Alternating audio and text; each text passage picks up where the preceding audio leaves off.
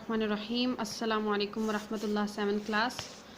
आज हमने बाब सोम का सबक नंबर 3 ग़ज़वा तबूक पढ़ना है, जिसमें हमारे पास पेज नंबर 37 है। मैं इससे पहले भी एक बार कह चुकी हूँ, फिर मैं रिपीट करती हूँ कि ग़ज़वा से मुराद वो जंग होती है जिसमें हुज़ूर अकरम सल्लल्लाहु अलैहि वसल्लम ख़ुद शिरकत करते हैं। ग़ज़वा तबूक फ़तह मक्का के बाद पेश आई।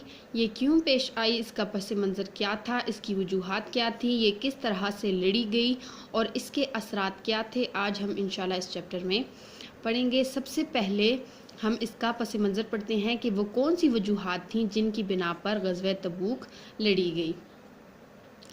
फ़तह मक्का के बाद मुसलमानों का रोबो दबदबा पूरे अरब पर बैठ चुका था। लोग ग्रोह दर ग्रोह इस्लाम कबूल कर रहे थे। इर्द गिर्द की रियासतें जिनके फरमारवाओं को नबी अकरम सल्लल्लाहु अलैहि वसल्लम पहले ही खतूत लिखकर इस्लाम की दावत दे चुके थे, मुसलमानों की इस बढ़ती हुई ताकत से खौफज़दा थे।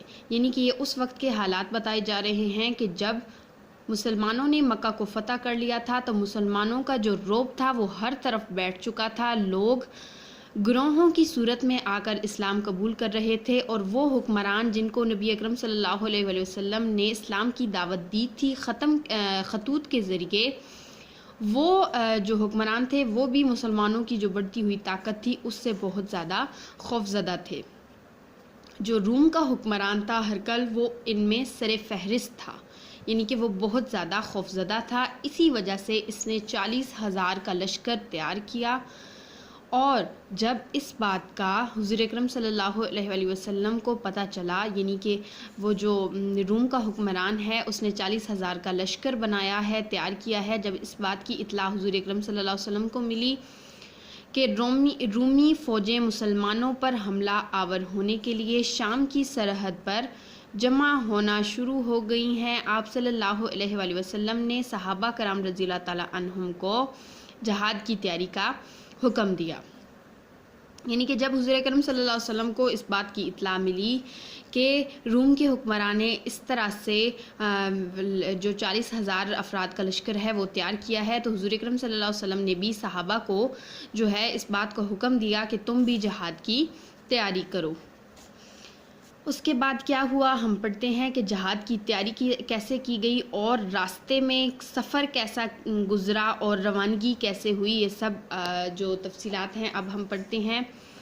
मुसलमानों के लिए कहत साली की वजह से ये माली तंगदस्ती का ज़माना था, यानी कि कहत साली बारिश ना होने की वजह से जब फसलें नहीं होती तो वो कहत साली कहलाती है। वो ज़माना कहत साली का था और लोग जो थे उस ज़माने में माली तंगदस्ती का शिकार थे।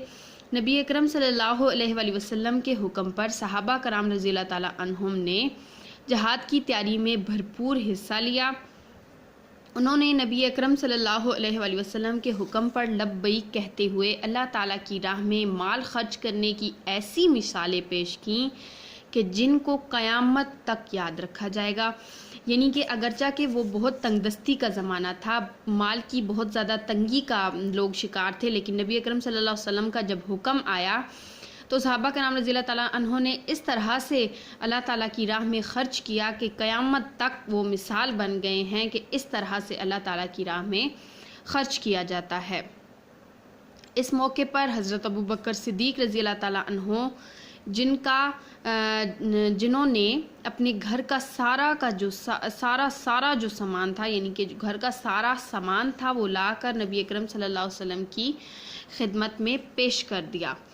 इसके अलावा अगर हम हज़रत उमर रज़ियल्लाहु ताला अन्हु की बात करें तो उन्होंने अपने घर का आधा सामान जहाद के लिए पेश कर दिया। हज़रत उस्मान गनी रज़ियल्लाहु ताला अन्हु बहुत ज़्यादा मालदार शख्स थे। इन्होंने 900 ऊँट, 100 घोड़े, 1000 दिनार और 200 किया चांदी आप सल्लल्लाहु अलैहि वसल्लम की खिदमत में पेश कर दी। और दीगर जो सहाबा कराम रज़ियल्लाहु ताला अन्हु थे, जिसकी जितनी इस्तात थी, यानी कि अपनी अपनी इस्तात से बढ़कर जो है जहाद की तैयारी में हिस्सा लिया। बाज़ सहाबा कराम रज़ियल्लाहु ताला अन्हुम इस कदर बेसरो सामान थे कि वो जहाद की तैयारी में हिस्सा न ले सके। اب ہم نے پڑھا کہ جہاد کی تیاری کس طرح سے کی گئی، کہ قحط سالی کا زمانہ تھا، حضور اکرم صلی اللہ علیہ وسلم کے حکم پر صحابہ کرام نے کس طرح سے مال پیش کیا۔ حضرت بکر صدیق نے اپنے گھر کا سارا مال، حضرت عمر نے اپنے گھر کا آدھا سامان، حضرت عثمان نے اتنی ساری 900 اونٹ، 100 گھوڑے، 1000 وغیرہ وغیرہ یہ سب چیزیں پیش کی۔ اس کے علاوہ جو دوسرے صحابہ کرام تھے انہوں نے بھی اپنی استطاعت سے بڑھ کر جہاد میں حصہ لیا۔ اس سے آگے انشاءاللہ ہم لیکچر نمبر 2 میں پڑھیں گے۔